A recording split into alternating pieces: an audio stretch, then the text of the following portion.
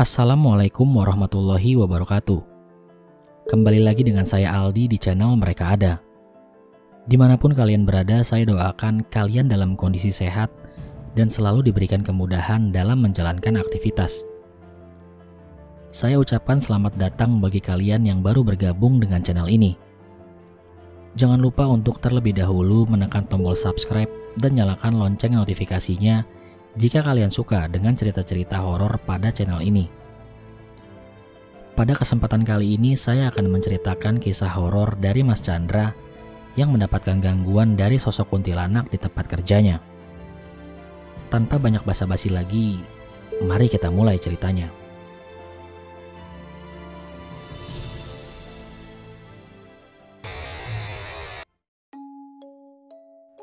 Perkenalkan, nama saya Chandra, tapi teman-teman kerja memanggil saya Junot. Saya bekerja di minimarket 24 jam di sebuah kota, sebut saja kota B. Sore itu aku terbangun dari tidurku karena suara alarm di HP. Kulihat jam di HP-ku sudah menunjukkan pukul 15.30 sore, di mana sekarang aku harus prepare untuk kerja karena hari ini aku dapat shift sore. Di sini aku tinggal di mes yang berada di minimarket tempatku bekerja. Gedung ini 2 lantai. Di bawah minimarket dan lantai 2 terdapat mes dan campur gudang tempat stok-stok barang. Yang tinggal di tempat mes ada 5 orang. Pak Taufik selaku kepala toko, Pak Hanif asisten kepala toko, Anton sebagai SPB, Bu Risma istri kepala toko, dan aku sendiri sebagai MD. Hari itu yang dapat shift sore ada 4 orang. 2 orang SPB, Anton dan Putu, kasir si Ayu, dan aku sendiri selaku penanggung jawab. Tak terasa jam menunjukkan pukul 22 malam, di mana waktunya berganti shift. Dan di sini tugasku membuat laporan untuk mengecek semua stok barang. Tiba-tiba ringtone HP-ku berbunyi.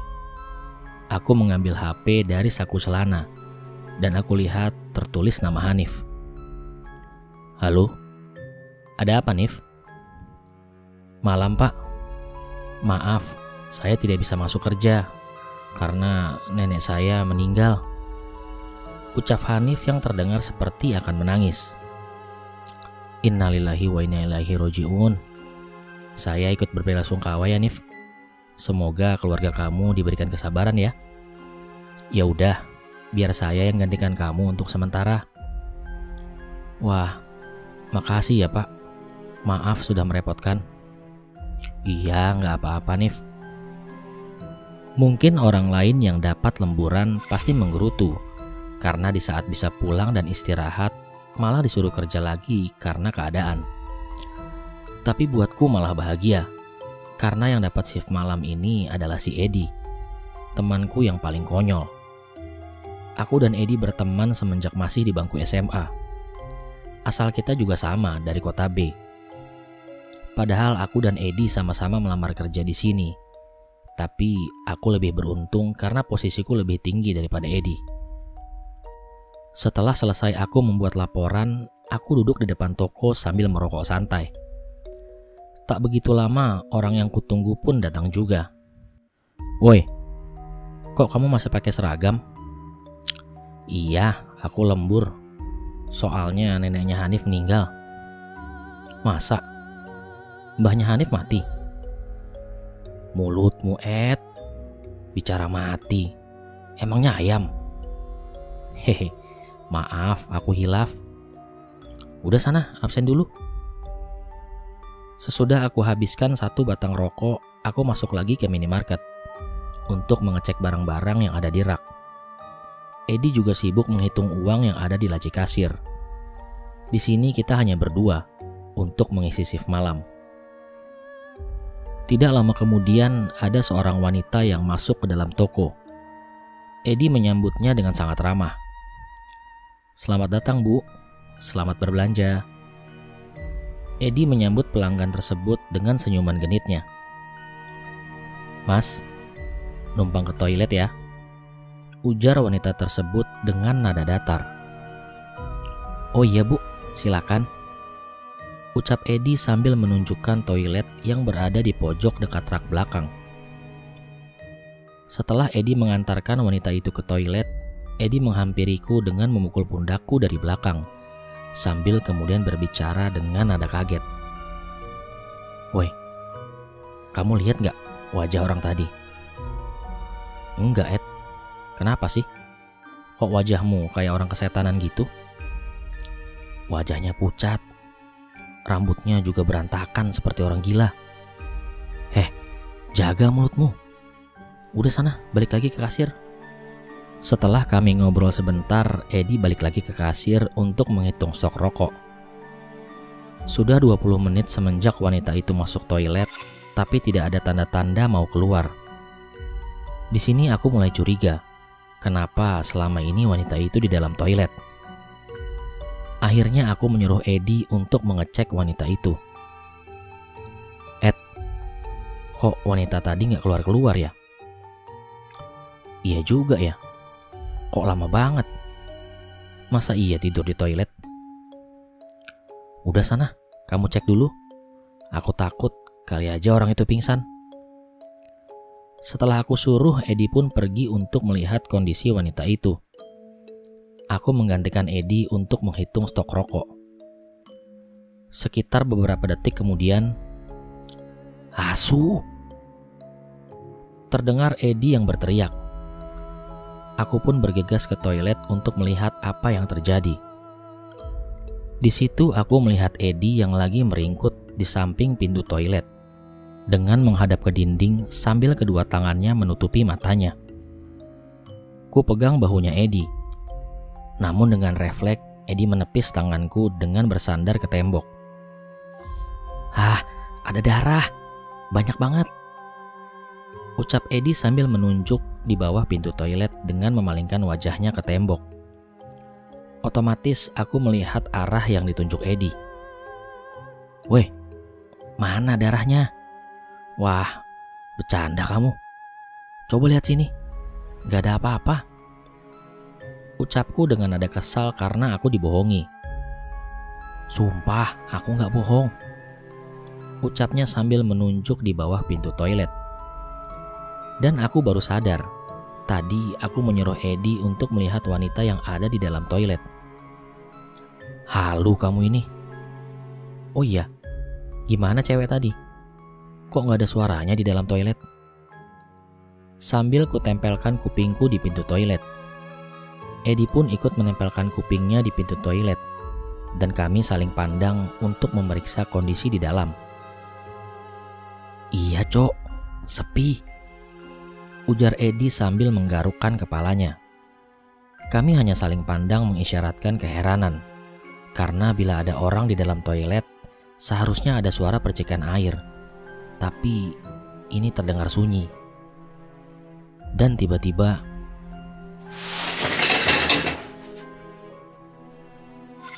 seperti ada suara barang-barang jatuh, dan arah itu ada di depan. Sontak kita berdua kaget. Kami lari ke arah depan karena takut ada maling. Karena cuma kita berdua yang menjaga toko malam itu. Kami pun keheranan. Snack-snack yang tadinya tertata rapi sekarang menjadi berantakan. Aku pun keheranan apa yang membuat barang-barang ini jatuh. Kalau angin gak mungkin. Tikus apalagi. Dan memang sedari tadi aku merasa aneh. Entah kenapa malam ini begitu sepi dengan pelanggan. Aku pun berpikir sambil merapikan snack-snack yang jatuh di lantai. "Jancuk!" terdengar suara Edi berteriak lagi. Aku melihat ke arah suara Edi. Aku melihat Edi berlari ke arahku, kemudian menabrak tubuhku. Dan akhirnya kita berdua tersungkur ke lantai. "Asu, matamu kemana, Ed?" Aku merintih kesakitan sambil memegang pundakku yang sakit. "Maaf, aku kaget. Itu perempuan tadi."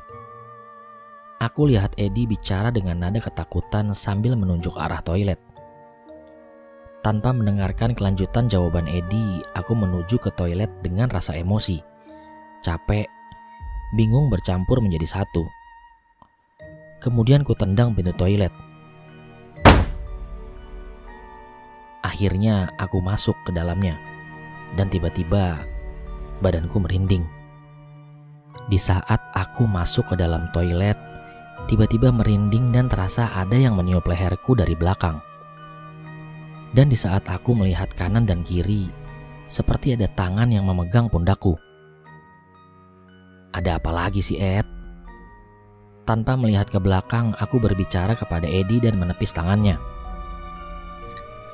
Numpang yo mas. Jangan bercanda dulu, Ed. Ucapku sambil menoleh ke belakang. Dan ternyata di belakangku tidak ada siapa-siapa. Sialnya yang aku kira Edi ada di belakangku ternyata bukan. Posisi Edi masih duduk di samping kasir sambil pegangan di rak buku dengan wajah ketakutan. Ada apa, Cok? Seru Edi. Aku hanya bisa terdiam dan berpikir.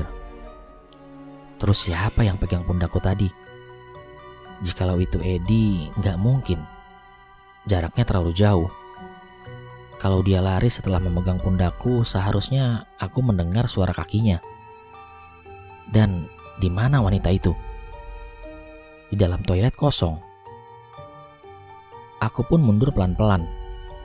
Dengan semua kejadian aneh yang barusan aku alami, itu sangat di luar nalar dan akal sehat. Asal kalian tahu, aku baru pindah di cabang daerah D karena sebelumnya aku ditempatkan di daerah K. Selama 2 hari aku tinggal di sini, baru kali ini aku mengalami hal aneh. Setelah aku mundur dan keluar dari toilet, aku berlari ke depan minimarket. Disusul Edi yang berlari di belakangku. Aku pun lemas dan duduk di depan minimarket sambil ngos-ngosan. Terasa lari berkilo-kilometer. Edi pun duduk di depanku. Cok, minta rokok. Sambil mengulurkan tangannya di depanku. Aku pun merogoh rokok di samping kantong celanaku dan kuambilkan sebatang untuk kuberikan pada Edi. Aku pun bertanya, Ed, tadi kamu kenapa? Kok lari? Pakai nabrak aku lagi. Sambil menghidupkan rokok, Edi pun menjawab, masa kamu gak dengar waktu kita ngecek barang yang berantakan tadi? Ada suara ketawa di dalam toilet. Masa sih? Sumpah aku gak dengar apa-apa kalau ada orang ketawa. Malahan suara kamu yang keras. Ih, sumpah. Suaranya bikin aku merinding. Kayak kuntilanak. Lah, emang gimana suaranya? Edi pun menirukan suara yang dia dengar tadi.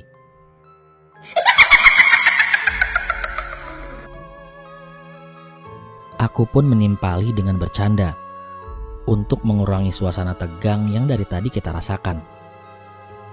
Nah, mirip Ed. Suara kamu seperti saudaramu itu. Hah? Siapa saudaraku? Edi pun masih belum paham dengan apa yang aku maksud. Kuntilanak. Ucapku sambil tertawa terbahak-bahak menjawab pertanyaan Edi. Asu, matamu buta. Orang ganteng begini disamain dengan kuntilanak. Untuk sesaat, aku merasa lega dengan suasana sekarang. Bisa sedikit meledek Edi. Untuk mengobati rasa takut yang sedari tadi aku alami. Dan kenapa orang-orang yang tidur di mes tidak ada yang mendengar, padahal teriakan Edi ini sangatlah keras. Aku pun berbicara dengan Edi agar kejadian semalam dirahasiakan. Aku tidak mau membuat yang lain merasa tidak nyaman dalam pekerjaannya. Dan sebisa mungkin aku dan Edi menjaga rahasia ini. Kami berdua pun masih bertanya-tanya di mana wanita itu. Dan kenapa malam ini gak ada satupun pelanggan yang datang. Sumpah, malam ini cukup aneh. Tapi setelah aku hubung-hubungkan dengan cerita Edi, fix wanita ini adalah kuntilanak. Tak terasa waktu sudah menunjukkan pukul 5 pagi. Aku pun sudah bersiap-siap membuat laporan untuk shift pagi. Dan Edi aku suruh untuk membersihkan rak-rak yang terlihat berantakan. Di saat jam kerja kita berakhir, Edi pun pamit untuk pulang. Kemudian aku pun pergi ke atas untuk kembali ke kamar dan beristirahat karena hari ini cukup melelahkan dengan gangguan sosok kuntilanak tersebut. Setelah jam kerjaku selesai, aku pun menuju kamar di lantai 2. Di dalam mes ini cuma ada 4 kamar. Kalau berjalan dari bawah menuju kamarku sendiri berada paling pojok melewati toilet, gudang, kamarnya Pak Taufik. Setelah itu baru kamarku yang bersebelahan dengan tempat menjemur baju. Di mes aku pun hanya sendirian karena yang lain dapat shift pagi. Istrinya Pak Taufik pun pergi untuk pulang ke rumah orang tuanya. Pagi itu badanku terasa sangat capek. Mataku juga tinggal 5 watt. Akhirnya aku memutuskan langsung tidur tanpa berganti pakaian. Aku pun langsung memejamkan mataku yang lelah setelah bekerja. Tak berlangsung lama setelah aku pejamkan mataku, aku dikagetkan dengan suara gaduh yang berasal dari gudang stok barang.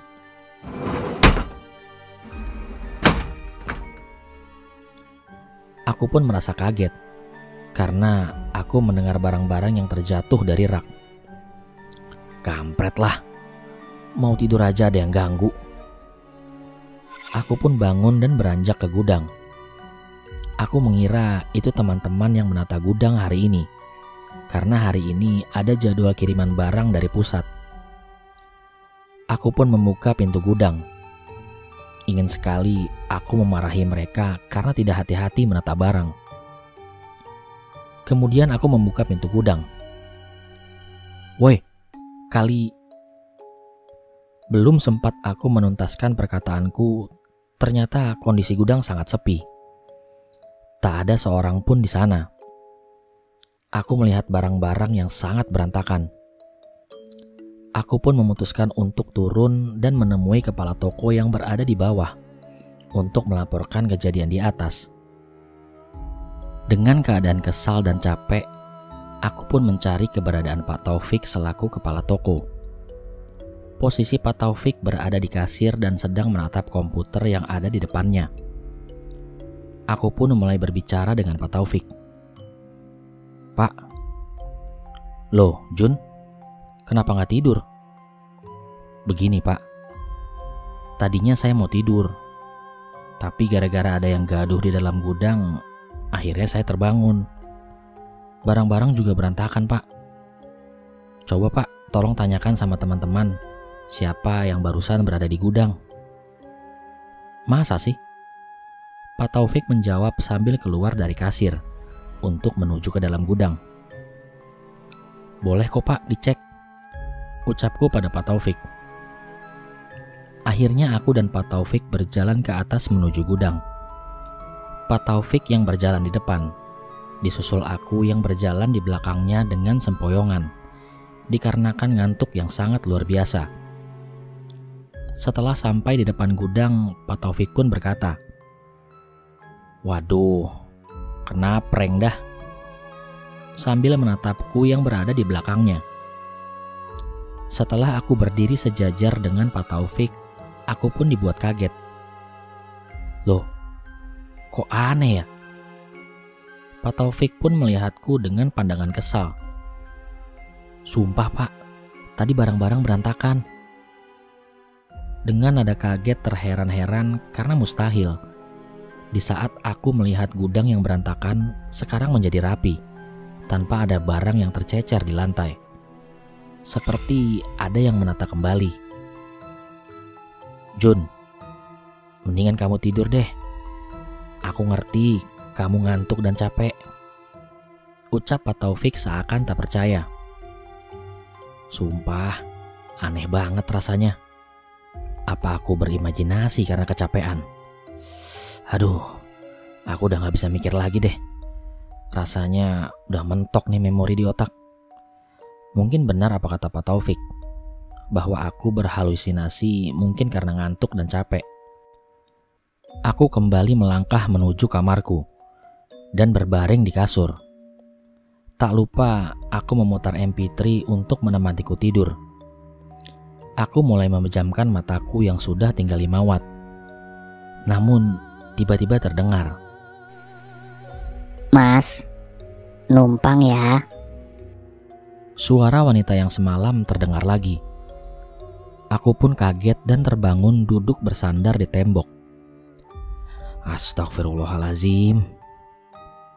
Aku pun menoleh kanan dan kiri. Tapi tak ada siapa-siapa. Suaranya terdengar jelas dekat di telinga kiriku. Keringat dingin pun keluar dari dahiku. Bulu kuduku juga mulai berdiri. Aku pun berbicara dalam hati.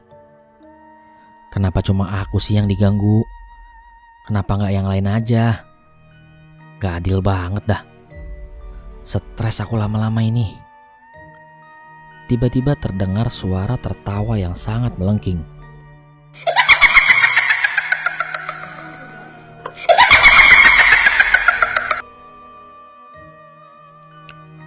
Suara tawa kuntilanak yang melengking dan menakutkanku terdengar sangat dekat. Aku pun berdiri dan mengeluarkan jurus kaki 1000 menuju ke bawah. Setelah aku sampai di lantai bawah, aku berhenti sejenak tepat di bawah tangga. Aku mencoba terlihat tenang di depan pelanggan dan teman-teman kerjaku. Aku pun berjalan santai menuju keluar dan duduk di depan minimarket. Langsung aku kirim pesan pendek ke Edi. "Cuk, jemput aku di minimarket. Cepat ya." Tulisku pada pesan singkat yang kukirimkan pada Edi. Baru saja aku kirimkan pesan ke Edi, ternyata dia langsung nongol dengan motor fictionnya. Aku pun langsung menghampirinya. "Ed, aku mau curhat nih sama kamu. Ayo berangkat ke kosanmu." Edi langsung turun dari motornya dan kemudian berkata, "Aku juga pengen curhat cok ke kamu. Di sini aja ya." Kami pun duduk di depan minimarket. Aku pun penasaran, kenapa Edi tidak beristirahat, tapi malah kesini untuk cerita. Padahal setauku jika Edi sudah capek, apalagi sehabis begadang, ia pasti akan langsung tidur seperti kerbau yang susah sekali untuk dibangunkan. Edi pun memulai ceritanya. Ia pasang wajah seriusnya, sambil memejamkan matanya. Aku pun menyalakan rokok. Kok lama banget sih mau curhat aja? Apa dia masih berpikir? Sampai aku menghabiskan rokok, dia pun masih terdiam dan tak mengeluarkan suara. Setelah kulihat, ternyata ia tertidur sambil duduk. Aku pun kesal sekaligus ingin tertawa melihat tingkah lakunya. Kampret ini anak. Aku udah nungguin penasaran pengen denger ceritanya, malah enak-enakan molor. Aku pun teriak tepat di kupingnya sambil kujewer telinganya. "Woi, asu!" Edi pun bangun dan kaget sambil lihat kanan kiri seperti orang linglung. Dengan santainya ia berkata, "Gimana cok, gimana? Matamu gimana? Temenmu udah nungguin ceritanya, malah ditinggal tidur." "Hehe, maaf, hilaf mataku mas," jawab Edi sambil cengengesan. "Hilaf-hilaf gundulmu." "Iya mas, iya. Jadi gini loh ceritanya." Sekitar 30 menit kami saling bercerita. Ternyata bukan aku saja yang diganggu. Edi juga diganggu di kosannya. Dan nasibku lebih beruntung daripada Edi. Aku hanya diganggu oleh suara-suara saja. Tapi Edi, dia melihat wujud kuntilanak di dalam kamar mandinya. Gak cuma itu aja. Di saat Edi mencoba tidur dan ditutupi selimut, selimutnya malah ditarik sama kuntilanak. Aku pun mendengarnya sambil tertawa lepas. Apalagi lihat tampangnya yang konyol. Pasti aku gak bisa nahan untuk ketawain dia. Setelah kita bicara panjang lebar, aku pun memberitahu rencanaku ke depan untuk minta izin penempatan kerja di kota asalku dan Edi. Meskipun UMR-nya lebih kecil, tapi setidaknya kita tidak perlu ngekos ataupun beli makanan setiap hari. Dan Edi pun menyetujuinya. Di saat kita selesai ngobrol, Pak Taufik memanggilku. "Jun, Saya pengen ngomong penting sama kamu. Oh iya Pak, mau ngomong apa? Mending kita ngomong di atas aja yuk. Sambil berjalan menuju lantai atas, aku pun berbicara dengan Edi untuk menunggu di depan. Perasaanku tidak enak, memikirkan apa yang akan dibicarakan Pak Taufik. Raut wajahnya seperti menyimpan banyak rahasia. Kemudian aku berjalan menyusul Pak Taufik yang menuju ke lantai atas. Setelah sampai di dekat gudang, Pak Taufik pun menyalakan rokoknya dan ingin membuka pembicaraan. Jun, selama kamu tinggal di sini, ada hal-hal aneh yang pernah kamu alami nggak?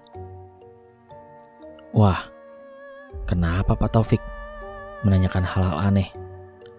Apa aku harus jujur dengan apa yang aku alami semalam dan Edi ya? Aku pun menjawab pertanyaan Pak Taufik. Sebenarnya saya ingin menyimpan rahasia ini, Pak. Tapi kalau Bapak udah tanya, saya berpikir mungkin bukan saya saja dan Edi yang mengalami hal aneh di sini. Oh iya? Berarti Edi juga mengalaminya? Ujar Pak Taufik dengan raut wajah keheranan.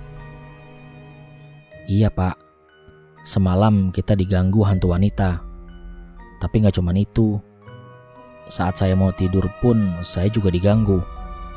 Dan ternyata Edi pun juga mengalami gangguan di kosannya. Akhirnya Pak Taufik jujur bahwasanya selama ini yang tinggal di mes ini pun juga diganggu oleh penunggu gedung ini. Dan Pak Taufik juga minta maaf karena tidak cerita dari awal. Karena takut aku tidak nyaman kerja di sini. Aku pun menanyakan solusi ke Pak Taufik. Terus gimana Pak? Solusinya gimana?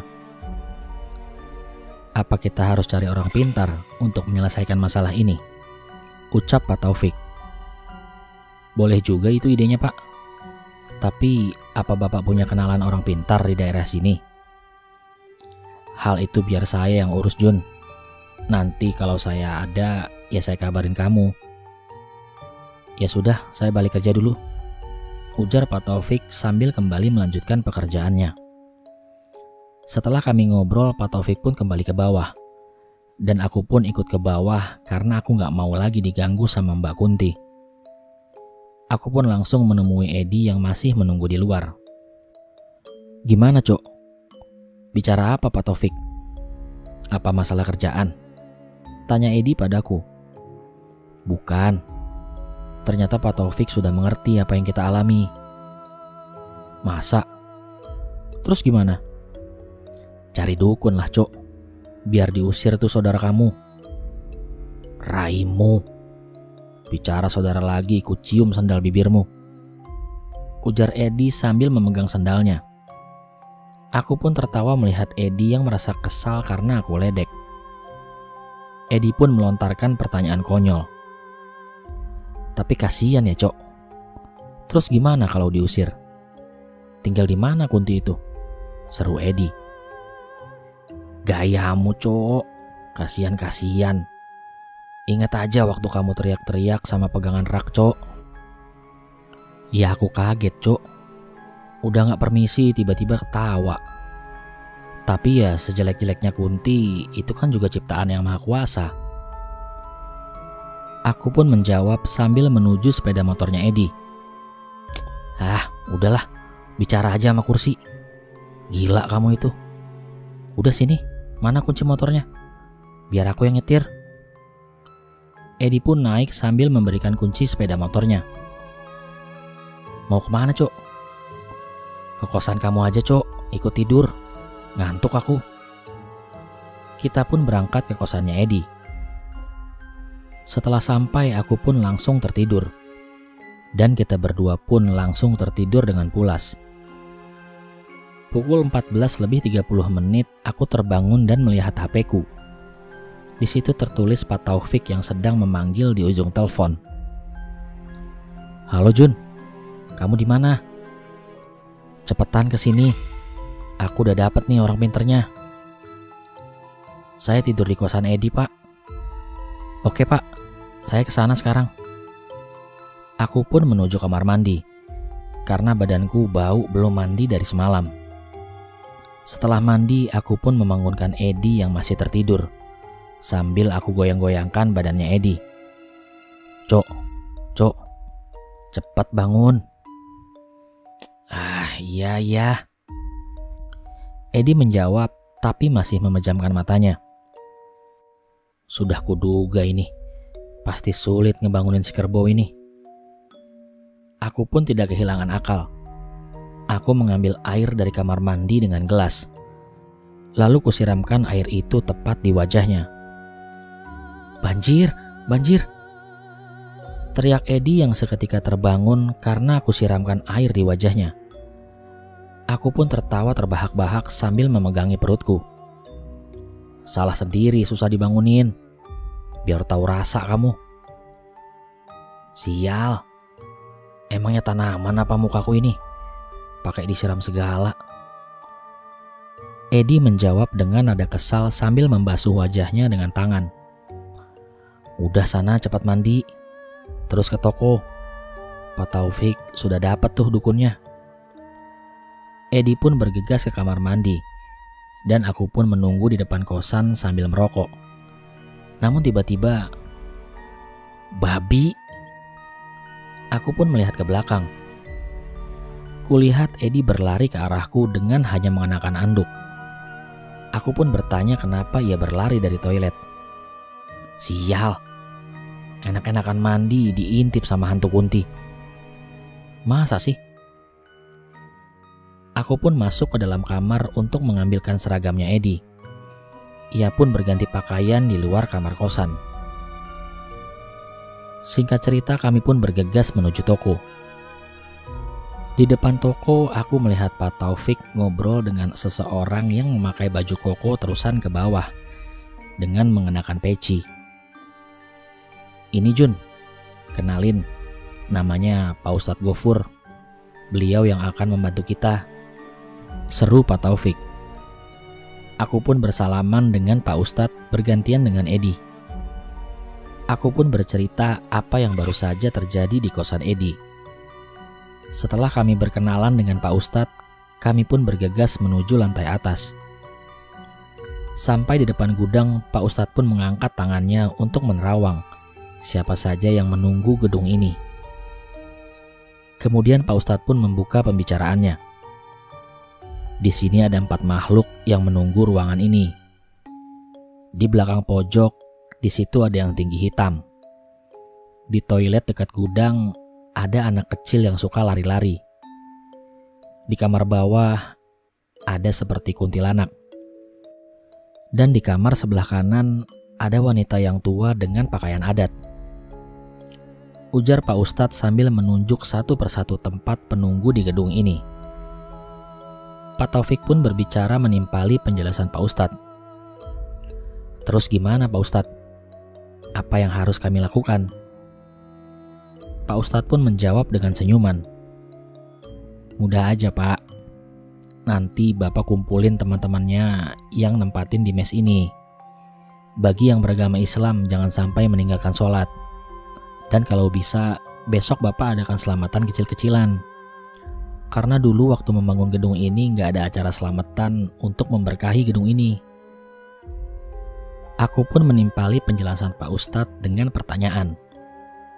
Pak Ustadz, gimana dengan teman saya Pak? Dia juga sering diganggu di kosannya. Sambil aku menunjuk Edi yang di belakangku. Pak Ustadz pun menuju ke arah Edi. Kepalanya disentuh dengan membacakan ayat-ayat Al-Quran. Akhirnya kita pun merasa tenang setelah kedatangan Pak Ustadz kemarin. Kita pun menjalankan apa yang diperintahkan Pak Ustadz untuk sholat dan menjalankan selamatan di lantai atas. Dan setelahnya, alhamdulillah godaan pun seketika hilang.